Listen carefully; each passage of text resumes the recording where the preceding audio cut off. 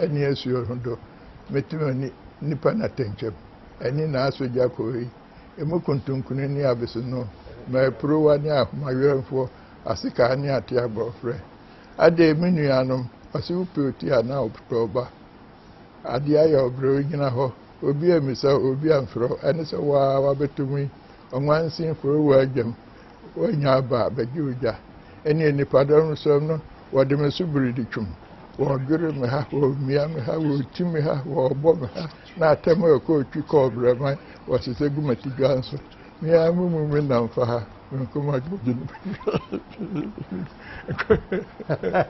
it's a whole book that was the original rapper himself, you know, well before all these new ones came about, you know, had been done on the pace setter himself. Well, welcome to Personality Profile, and you know, this obviously is one of our humbling interviews, if I may say, in the presence of Professor Kwabena Nketia himself. It's going to be 93 this year. 93! Now, that must be a whole storage of a library of wealth, of knowledge, if I may say. And I'm here to tap into it. Professor, let me just say welcome to Personality Profile. As I was driving to come and talk to you, the thing that was going through my mind, and I said, no, let me go and ask Professor, if you look at today, is this the Ghana that you came, when you were coming back from UK with all your degrees, is this the Ghana that you thought you were coming back to? Well, in a sense, it has changed, of course. There are so many new things, you know, big buildings and so forth. But I'm sometimes humbled by the fact that some of the traditional things are still very alive, you know, so that the problem for us is how to make sure that our traditions are part of our modern, you know, development. In other words, the thing that has been my focus of interest in terms of research and publications and so forth is how we reinstate our traditions in contemporary contexts. Yes. This was, in fact, the cultural policy of Nkrumah, reinstating traditional, you know, tradition in contemporary context, in the hope of reconciling ethnicity and nationhood. You see, just picking up from what you just said, I mean, like today at state events, you're not allowed to pour libation. Yes. I mean, how do you find that in your context of what you just said? Well, we deliberately brought some of our traditions into contemporary context. Let me distinguish between the traditional and the contemporary to begin with. The traditional context is where we have relationships defined by kinship, you know, and so forth and so on.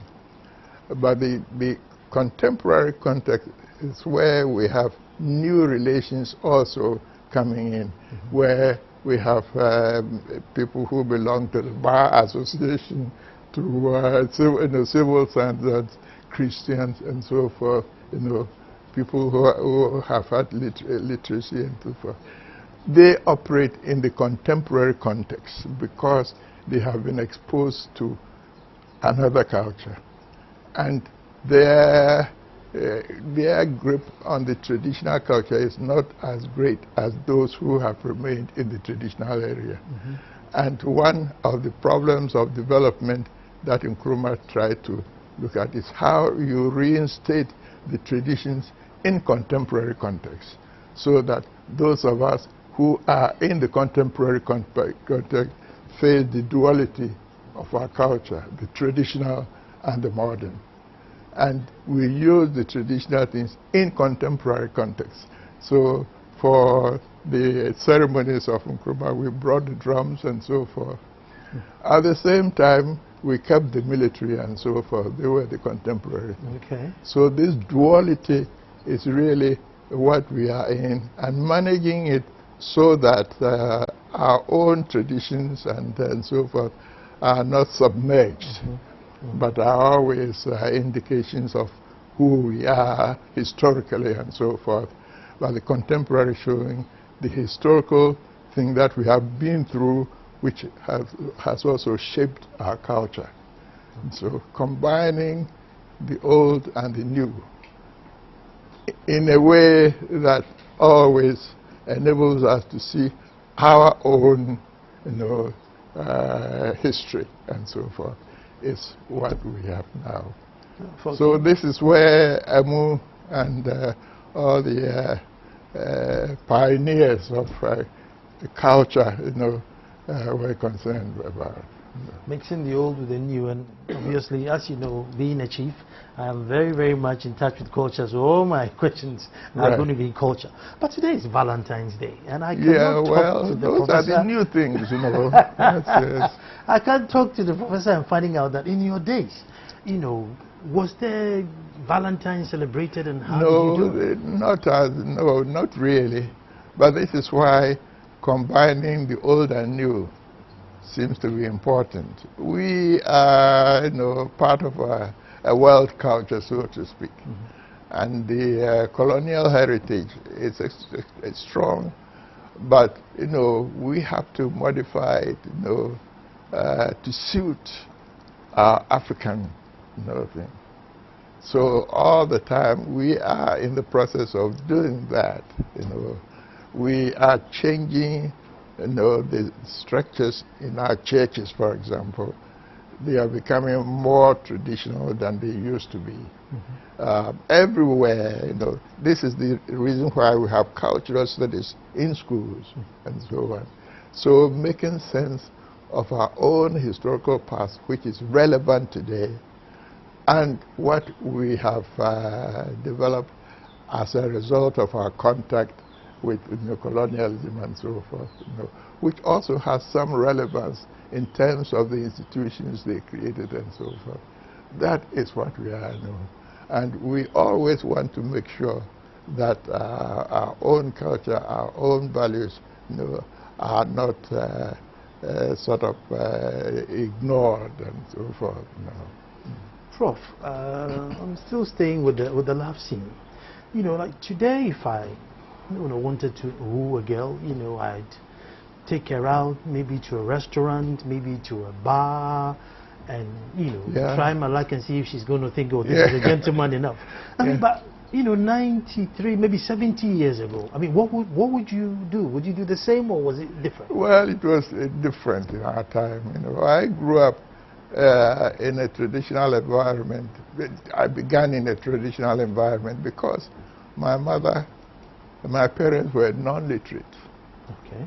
So it is a mystery that I went to school and I've come that far.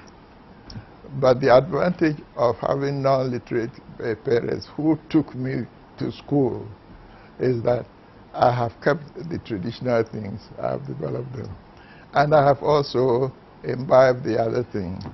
So the way in which you create a contemporary culture out of your own tradition and the experiences you have in the new setting because you've been to school and so forth and so on. I'm going to find intriguing that growing up with non-literate parents and now becoming an institution of education on your own, how you got there. But going back, I mean, and I say 70 years ago because by then you probably have been 23 and, a man of your own stepping out. What would you do?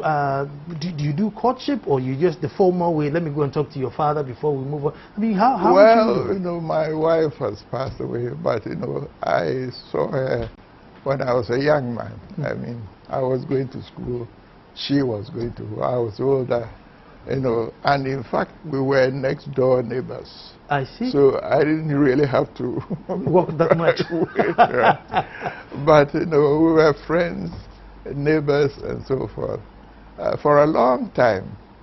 after we knew each other, I got a scholarship to go to England. And I was there for 5 years. And she was here waiting for me. Wow. And before I went, people had already seen us together and so forth, and were suspecting that we had something secret and so on. So I had a grandfather who said, well, if you have promise anybody, and so forth, forget about it, because you are going abroad, we don't know what will happen. So I remember talking to the lady who became my mother-in-law and saying, well, I'm going, I don't know. So people are saying that the Kusiana are around and so forth. So just keep that quiet and forget about it, and God willing, I'll come back. and so I tell this story because I always look back to that relationship. For 5 years, I over there, I didn't write letters to her because she was in school, and I didn't want her to, have a problem with my and so. But now and then, some of the teachers will write to me, and then they'll mention her name, so that kept it alive a bit, But of course, as soon as I came back, we can't do a little flame. And I know that even as a little girl, and I was inspired by her friendship. And when she was at Agogo Girls' School, when during the war the school was brought to Ekropong because the Agogo was a German thing, and during the war they were sort of enemies, So they were brought to Ekropong. But when they came there, anytime she performed in something, I would be there, and she so forth. So when they were leaving Ekropong, I even wrote a song, Minye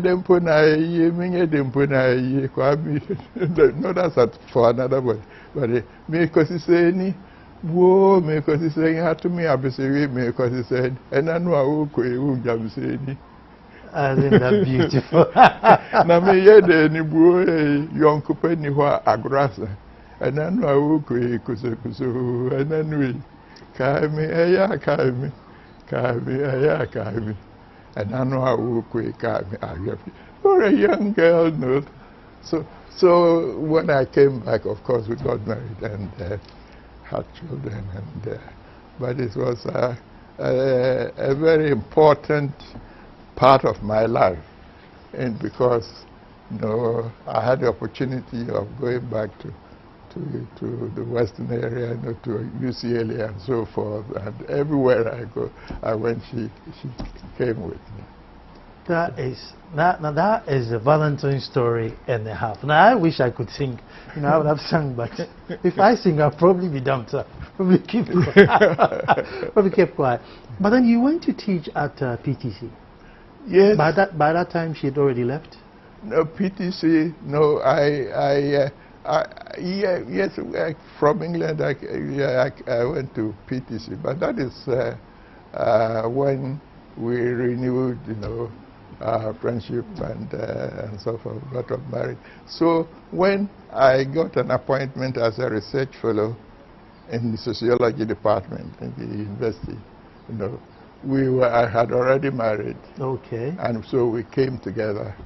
So from 1952, we were on campus, until I retired. And of course, we had other opportunities of traveling abroad, together and so forth.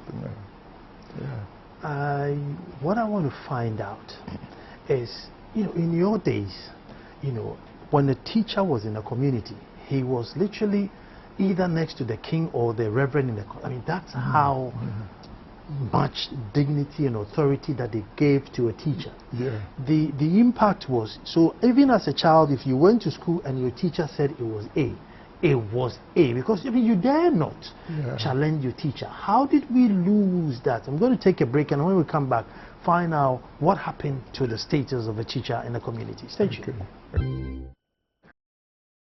Well, hello and welcome back to an interesting conversation and digging back into history and finding out what happened then and the difference it is as it is now. And I'm talking to Professor Kwabena Nketia, Emeritus. Prof, I wanted to find out what happened to the status of the teacher in the community. I mean, I'm a traditional ruler. Yeah. And I know for a fact that the teachers don't have the same clout as they did then. Yes. Well, when I was in middle school, junior school, middle school, we respected our teachers, and they were kind of role models too for us. In fact, because of our teachers, I was eager to go to the Presbyterian Training College. Wow. Because they were my role models. And I became a teacher, very interested in my profession and so forth. And because of my music that I learned and so forth, whenever I went home, I would be teaching the singing band and playing the harmonium and so forth. Everybody called me Teacher Nketia. Both at my town and the Kropong too, because at the Kropong I was playing the organ in the church and so forth, and teaching the singing band and so on. In fact, people thought I came from a Kropong, you know. So the Teacher Nketia was my name, you know. And I have kept that profession. Well, and academia is an extension of it. So that has been my. What happened to today that the people teacher has lost that dignity in society? Well, I don't know. See, in the old, perhaps we had teachers that were really committed, to the service, to what we're doing, because they also had that kind of respect in the community as people who had extra knowledge. They were the preachers, they were the people who spoke English and so forth. So that gave the teachers a certain kind of position. But the other thing is that as Presbyterian teachers, they were also supposed to serve the church, to serve the community. And so that service too, where they would go do voluntary things and so on, was part of the way we grew up. Well, earlier on, I wanted to find out how a son of non-illiterate parents literally become an institution on his own. I mean, you are an education on your own. How does it happen? Well, I think I was lucky because my parents were non-literate, but they took me to all the events, to funerals and so forth. We belong to the part of the service where, we belong to that. And they would take me there, to see the rituals and so forth. And my mother, I became Christian before her. Later on, when she found that I had gone to college and I was now Joseph Hansen Nketia, she also got baptized. But anywhere she went to a funeral and so forth, I would go with her when I was a child. And I would listen to the music. In fact, the music that I liked, I would then ask her to teach me. Sia me koto achirema sa pijistra achirema den chanchirema ne hwan abo den chanchirema ne ba onimsi nimdani owa osombu afosi na gemre koto ajede sia efiaresin efiaduru wesin dioni ni no mehwe no dia efiaresin jama bro. My mother taught me that, and I wrote it down. And a part of my history is the way my traditional people sort of took care of me and taught me various things and so forth. In fact, when I met Amu, And he was interested in me as a composer and so forth. He told me not to copy his music, but go to the traditional people and learn. And I went to one of my grandmothers, who was the Adwahima, and she taught me about 60 Adwa songs, non-literate too. And she knew I would want to write down the words and so forth, so she would teach me 5 or 6 at a time. And when we began, after she sang the song, then he sang it line by line, and I wrote it down. And then after I'd written it down, she would say, read it to me. She was non-literate, and she checked what I had written. And then after that, we'll sing it together. She would sing, and I would say. Then as we went on, she was explaining, this is the core, and this is the response. So, and then he says, when the singers, the chorus is singing, I can sing on top of them to swell, or I can interrupt them into boom. So she had the intellectual basis of the structures and so forth. She knew this as a practitioner. And so my first real lessons in traditional music was given to me by her, explaining, making these, and sometimes also tell me the story behind a particular song and so forth. 60 Adwa songs.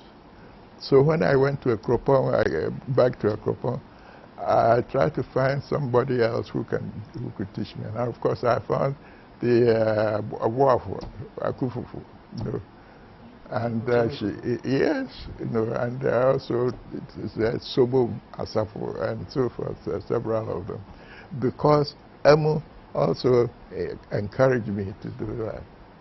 So I have a book of Akamfo Nyumbi. I don't know if I have it here. Let me see if I have it. Yeah. See. Akamfo Nyumbi. No, it was published later on by Oxford University Press in 1949. But this thing is what gave me a scholarship to go to England to study linguistics at the School of Oriental and African Studies. First for 2 years, and then when I went there and they saw that I had these things, they made me an assistant, and so I was there for 5 years. But this is the background, Akamfo Nyumbi. This is it, all that, and they published it Oxford Press. And I also made a collection of folk tales, Akamfo Anansisem, also published by Oxford Press. So 5 years when I was there doing linguistics, that was also the opportunity for me to study Western music, because I was writing it, so I could go to the concerts and so forth and so on. Anyway, that's my background. One would say, in these modern times, how important is Akamfo Nyumbi to us? Yeah, well, this is why we have been interested in institutionalizing the study of traditional music, in terms of what we call ethnomusicology and so forth. Because if, in fact, we are to continue from where our forefathers left, then we should know the culture. And it meant that when I knew how the Adwa people did this, I could also write poetry because I knew the style. And I could compose my own music in the same style too. Amu was the person who drew my attention to this. He said,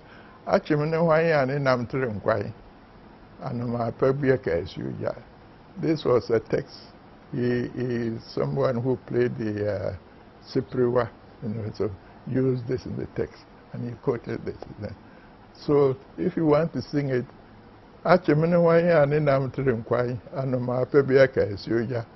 you see, you can't sing, that is the Western way. Okay. So, so the principle behind our song style and so forth, how you treat the language as musical texts.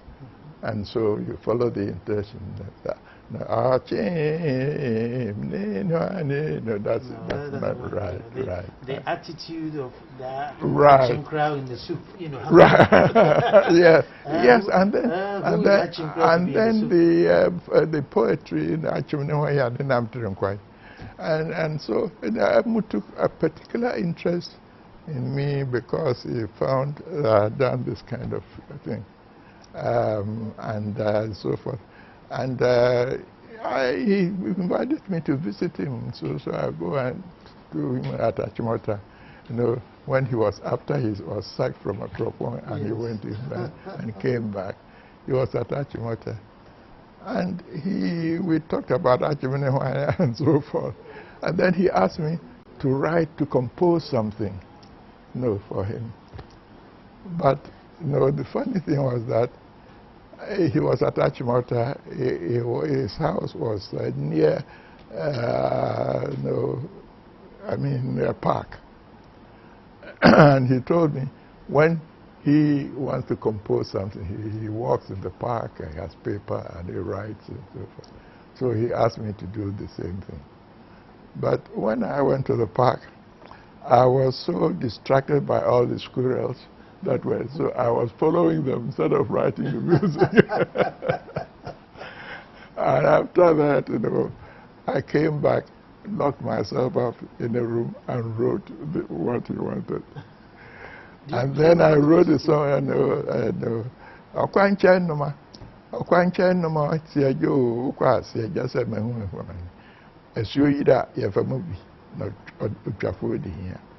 so I was imitating the same thing. And then when I sang this, and he said, well, it is all right, but the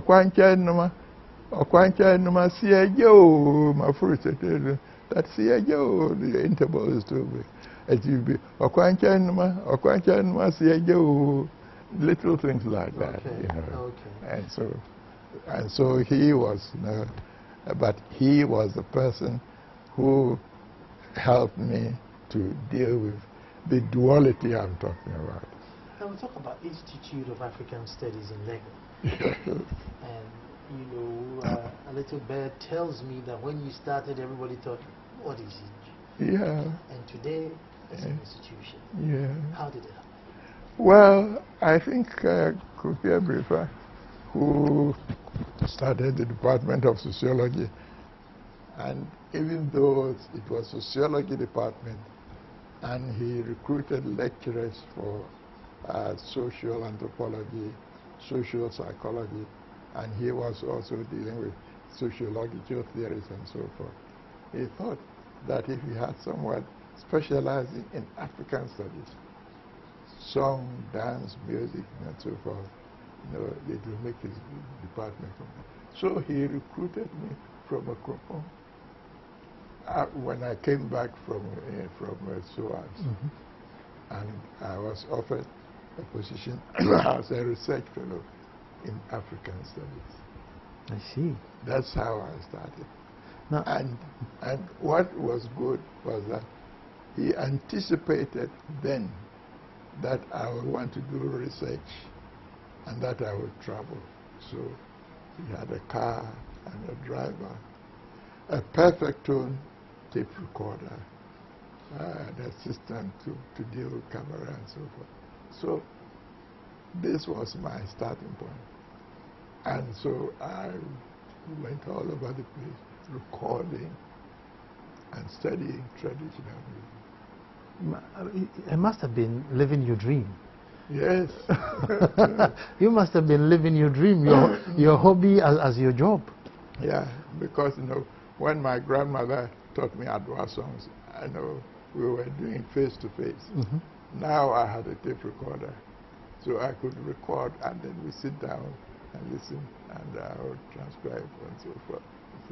In all your travels in Ghana, I mean, which tribe or community really blew you with maybe a song, a dance, or a culture? Well, you see, the interesting thing is that every society has some high points, highlights.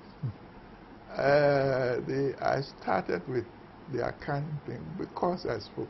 And so it was easy to listen to the music, but also to talk to the performers, to learn from them, to make sure that I understood the words, that I had them right, and so forth.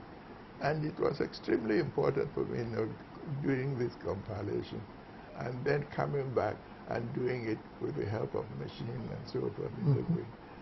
So that was how I became an ethnomusicologist, studying our own traditional songs and finding out about the songs and the structures and so forth and so on.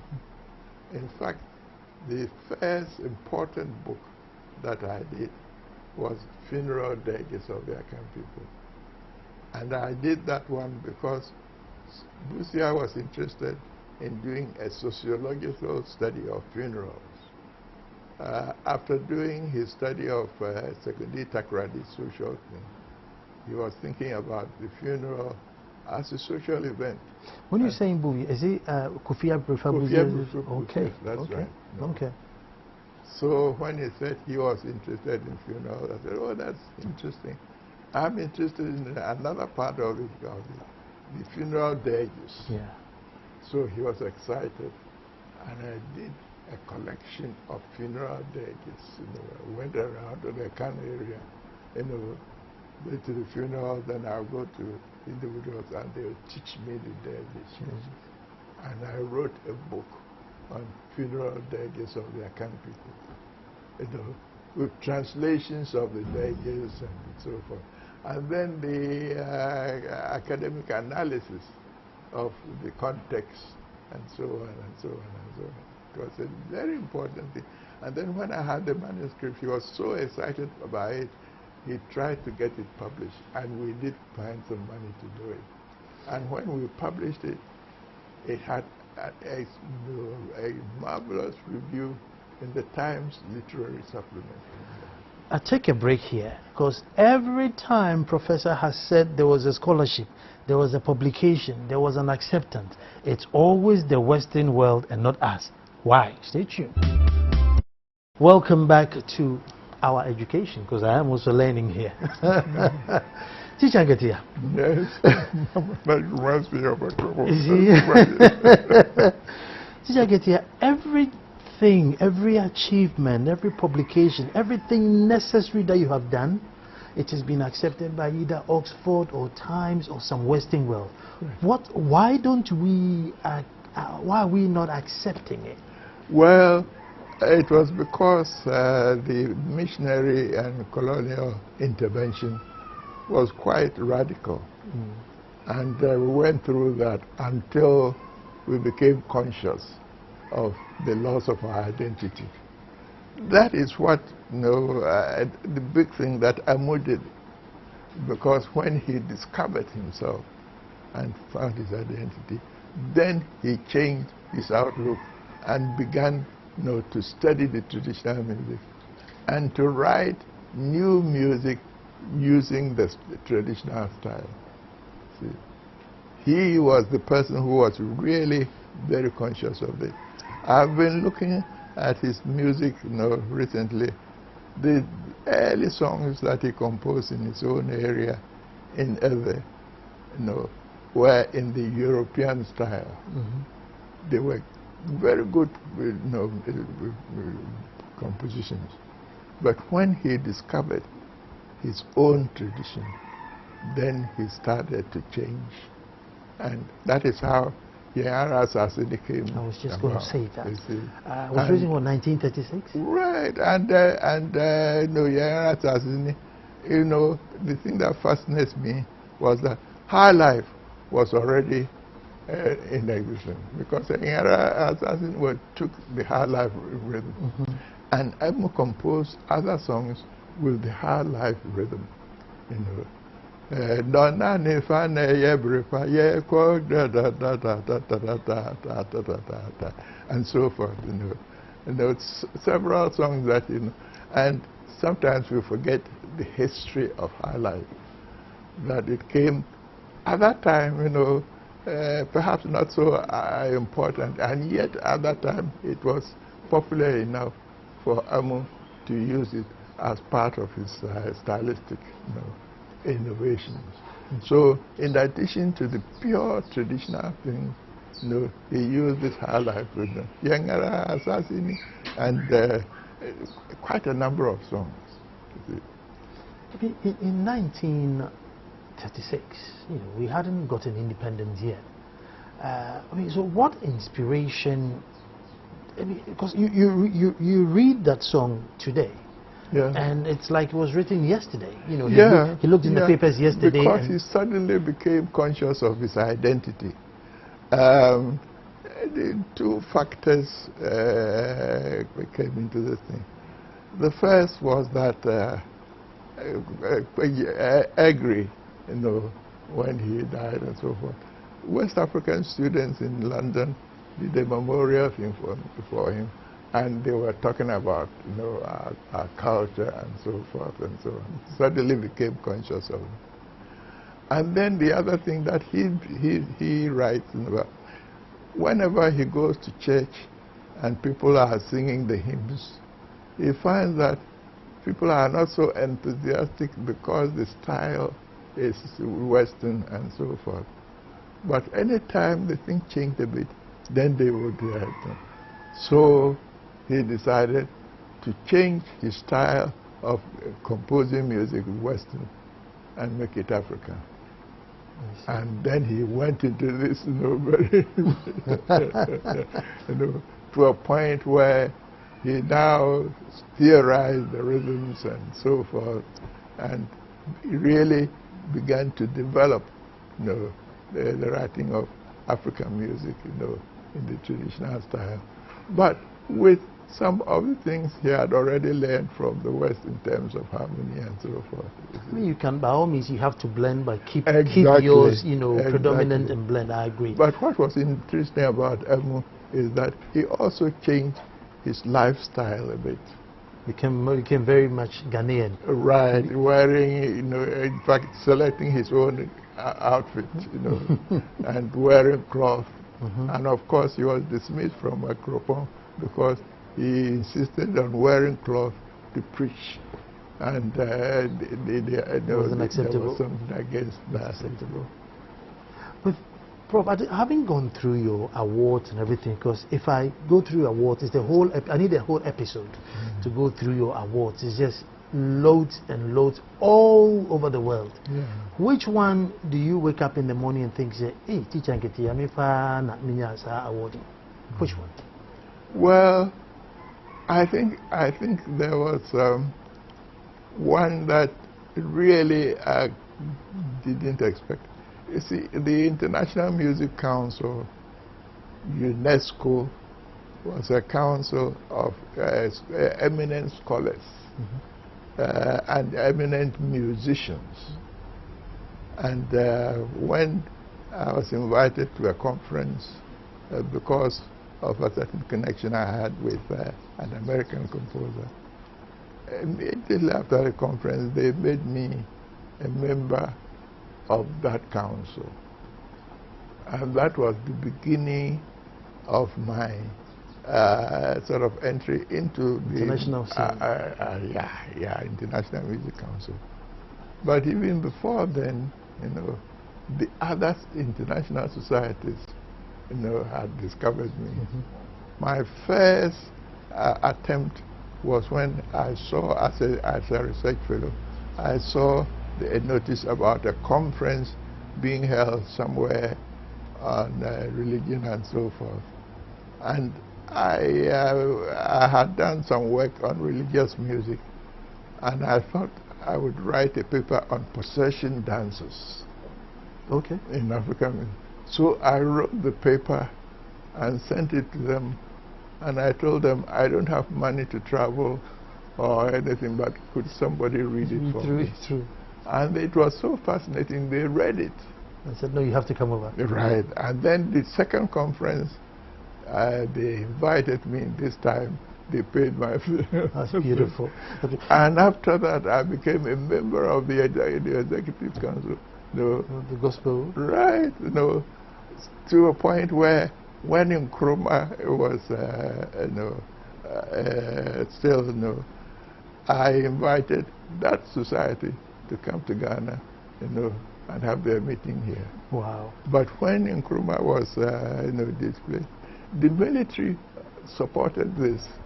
And so I had the International Folk Music Council here in Ghana, when the military people were in.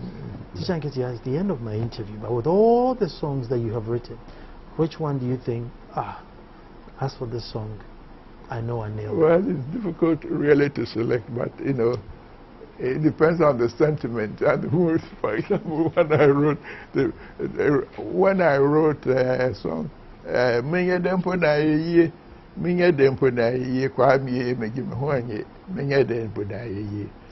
colleague of mine who was an art teacher, had a girlfriend, and after a time he decided, he would tell his father to ask her hand in marriage, and he did. Then we came back and said, well, we said everything, but the father said, you are not the need for my. And he was so despondent, he came and told me. And I was so sorry for him. I wrote a right. Minye dempo na ye kwa mi me me ho anye minye dempo na ye me kan sempo na akosi sai me kan sempo na akosi sai me nkone masem bu kwa mi anoma kuri ate bi enya so okoropo benya nipa nyina kwa agoro me nkomo gogo bia ye gu bibem nipa nyina kwa agoro me gogo nipa nyina kwa aware me nkomo kwa aware bi obi anye me. And then I understood to say, Atinchima, mafuru patehunu. Atinchima, okra. Oh, okay. Atinchima, mafuru patehunu. Atinchima, mafuru patehunu. Atinchima, mafuru patehunu. And then beyond us. Teacher Nketia, thank you very, very, very much. I've been very honored, and I've enjoyed this interview very much. And folks, this is Professor Emeritus Kwabena Nketia telling us the story how it was then and today. Still full of life. 93 in June, can you believe it? Well, my name is Anan Sakwa IV, and until I come to you with another personality, have a beautiful week and happy Valentine.